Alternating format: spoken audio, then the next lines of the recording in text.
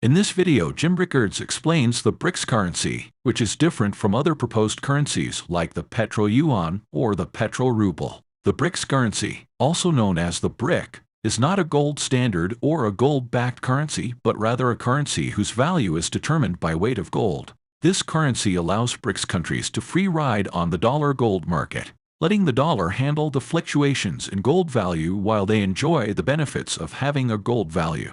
The BRIC currency is not redeemable into gold, and countries do not need to buy or even own large amounts of gold to utilize it. Instead, it is seen as a bet that the dollar will eventually collapse against gold over time. So now back to the BRICS. They replicated the World Bank, they replicated the IMF. Now they're coming out with a new currency, BRICS currency. Now here's where it gets really interesting. And I tell people, I said, if you want to understand this, it took me a long time to figure this out. I mean, I was just like slaving over it. But I said, if you want to understand this, you have to stop thinking like an American. You have to start thinking like a Russian. This is the kind of thing that pretty much only Russia could come up with. So what is the BRICS currency? And by the way, I don't know if they're going to call it a BRIC. I'm saying BRIC for convenience. It doesn't matter what they call it, but I just call it a BRIC for the time being. But they'll come up with a name. Who knows? The value of the BRIC is not determined with reference to any other currency. It's determined with reference to gold by weight of gold. And I don't know the weight, they'll pick one, but again, it doesn't matter because now we're back to Aristotle's transitive law. This is the key. This unlocks the whole thing because Aristotle said, you know, if A equals B equals C, then A equals C. The B can drop out. It's not even arithmetic, it's logic. It's called the transitive law. I'm certain that Aristotle invented it. If any Greek scholars know an earlier source, let me know. So what the BRICS have done is they have dodged the biggest bullet, the thing that caused Bretton Woods ultimately to fail, the thing that potentially stands in the way of all this. They've defined their currency by weight of gold. Now, a weight of gold has a dollar value, right? So A equals B equals C. One BRIC equals one, could be an ounce or a kilo, it doesn't matter. Call it an ounce.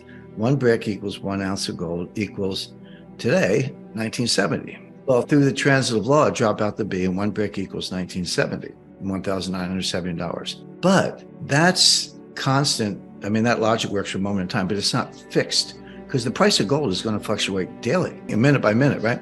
So what's going to happen is the dollar gold, call it exchange rate, the dollar price of gold. So the LBMA, the COMEX, the London Metals Exchange, you know, JP Morgan unallocated forward contracts, the whole huge gold market in dollars is still going to exist. In fact, the BRICS want it to exist. And if I could just digress for 1 minute, I've never seen an international monetary economic problem that has created more confusion. I won't say misinformation, that's a little trite, but just confusion or maybe deliberate hyperbole than this one. Because let me tell you what this is not. I'm going to tell you what it is, but it's important to know what it's not. This is not the petro-yuan. This is not the petro-ruble. This is not a gold-backed yuan. This is not a gold standard.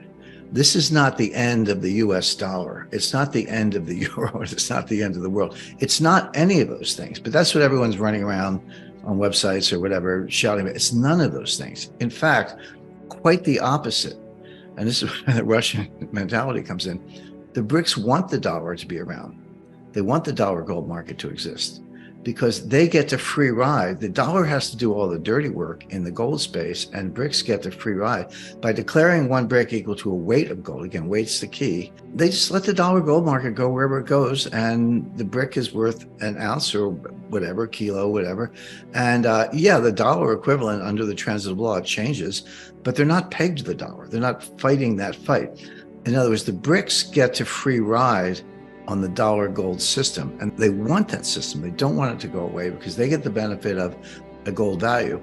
Now think of what the BRICS don't have to do in this scenario. They don't have to buy gold. They don't even have to own gold. They do, but no one in the world has enough gold to back a currency. This currency, the BRIC, will not be redeemable into gold. Now maybe there's a dealer somewhere who will take it. That's between you and the dealer. But it's not like you're going to be able to march down to the People's Bank of China with a pile of bricks and say, give me the gold. They're not going to do it. In this section, Jim Rickards discusses how the dollar's collapse and the introduction of a new currency, such as gold, could play out.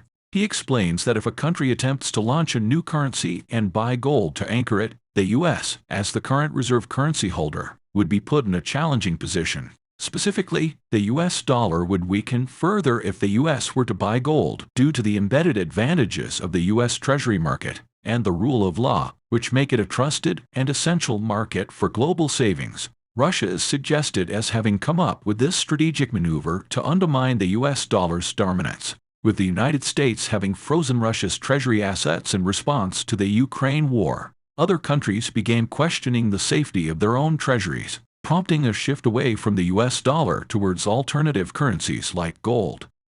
So it's not redeemable. They're not going to make a market. They're not going to maintain a value because they don't have to, because it's by weight. They just get to sit back and piggyback on the dollar gold system and let the dollar do all the dirty work, with one twist. And here's the Russian contribution. So you don't have to close your capital account. You can close it, open it, whatever. You don't have to buy gold. You don't have to make a market. You don't even need that much gold. You just say, this is the ultimate fiat currency. The word fiat in Latin means I say so. Well, they say so, and there it is. Basically, this is a bet. This is a bet that the dollar is going to collapse against gold over time. I think that's a very good bet. This is not a 3-month forecast. I'm not saying gold's going to go up or down the next week. Who knows? But over time, now we're into what? Debt to GDP ratios, annual deficits, dare I say, modern monetary theory. I mean, all these ideas are ruining the dollar, and everyone can see it, but not yet. And so if you want to launch this new currency and you say, hey, long term, the dollar is going to collapse in terms of gold, I'll hook my horse to this wagon called gold by weight, and I'll just reap the benefits. And I don't have to do a thing. And so that you're defining it by weight. So the dollar gold market goes where it goes, but you don't really have to worry about it because you're anchored to weight. But here's the twist. And this is how it's going to play out. Now you're the United States. You're like, looks like I've been painted into a corner. What can I do? Well, one of the things you could do, I've told the Treasury this for years, they don't listen. I mean, they invite me in, but they don't listen. One of the things you could do is buy gold. But what happens when the United States buys gold? The dollar price of gold goes up, and the brick gets stronger, and the dollar gets weaker.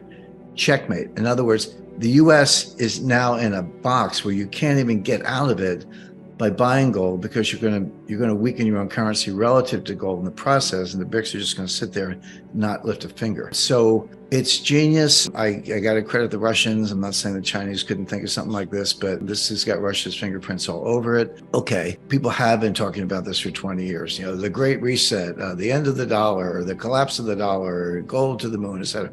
And it's never played out. And the reason, or some of the ones, which is the dollar has these huge embedded advantages in the form of its reserve currency status, not because everyone loves the dollar or they even love the United States, but because we have the only bond market big enough to absorb global savings. The U.S. Treasury market is huge. It is liquid, but it's got a whole infrastructure.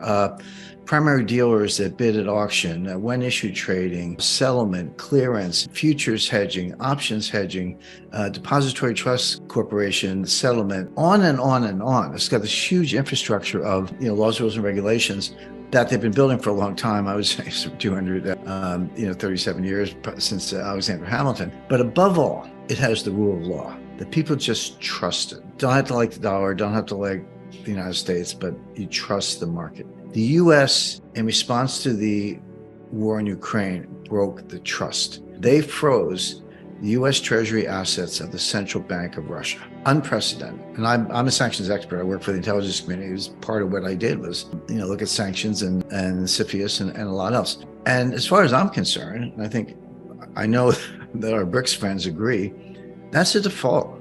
Maybe S&P would call it a selective default, but Russia made the money. They bought the treasuries. They're entitled to principal and interest. And we're saying, no, you can't have the principal and interest. We're not paying you. Well, that's a default. I don't care how Janet Yellen wants to dress it up. And it was a shock. But worse than that, everyone else in the world was watching. Saudi Arabia, India, Brazil, Malaysia, and they're saying, and Turkey and others, and they're saying to themselves, what if the United States doesn't like what I did? What if they don't like my policy? Are they going to freeze my treasuries? Well, until a year ago, you would say, well, of course not. They would never do that. Well, they did in the case of Russia, and they will potentially in the case of these other countries. So that was the catalyst. The idea of getting out from under the dollar, yeah, it's been around a long time. The feasibility of that was limited, capped really, by the absence of a bond market big enough to absorb global savings. But now the countries are saying, well, what good is it to have my savings in treasuries if you're just going to steal them? So I'm not saying BRICS are wonderful out of the gate, but at least it's not dollars. At least it's not maintained on a digital ledger at the U.S. Treasury, and at least you can't steal it. And so that was the catalyst that drove this thing from a 17-year project to, hey, warp speed, let's get it done. How do we do it? And there we are.